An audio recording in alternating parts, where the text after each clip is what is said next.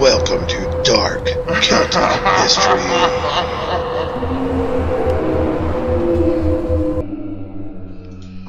The Legendary Baobhan Sith. Now, the Legendary Baobhan Sith is also known as the White Woman of the Scottish Highlands.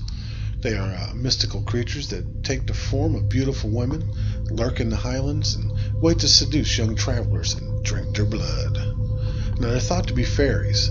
The Baobhan Sith are generally withdrawn from society. Unlike their succubi counterparts, they didn't care about power, wealth, or youth. They only cared about feeding, luring young hunters in by inviting them to dance with them until they grew too exhausted and to overpower the Baobhan Sith. Now, they would then feed upon their hapless victims, draining them of their blood. Unlike vampires, though, the Baobhan Sith would use their long, sharp fingernails to slit their victims' necks in order to drink their blood. Settled in the mountains and forests, the Baobhan Sith would often lure in hunters, drawn to the men by the smell of the blood from their kills. Now, legend has it that these women had hooves instead of feet, which they kept hidden under their long dresses. And unlike vampire cousins who were fond of shape-shifting into bats, the Baobhan Sith favored a wolf form. They were never any known male Baobhan Sith, but if a woman is killed by these creatures, she will turn into one. The Baobhan Sith had only two known weaknesses. They had a fear of horses, and they were vulnerable to iron, the only known substance which could kill them.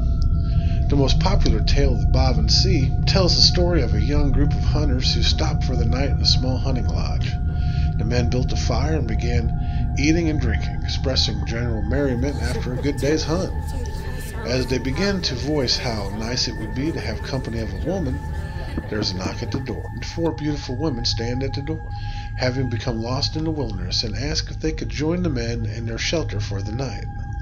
The men, silently congratulating themselves on their good fortunes, invite the women in. Now, after a while, the women express a wish to dance, and the men waste no time in asking them. The four men coupled off perfectly. Soon the dancing became more vigorous, and before the men knew what was happening, the Baobhan Sith had slit their throats of all but one man, who was nearest the door. As soon as he saw this, he bolted. He realized what was happening and ran over to the horses in a frenzy. It was there he realized that the Baobhan Sith were not venturing near the horses, so he understood one of their weaknesses right off. The man stood weary-eyed among the animals all night. Just before dawn, the women headed back towards the wild.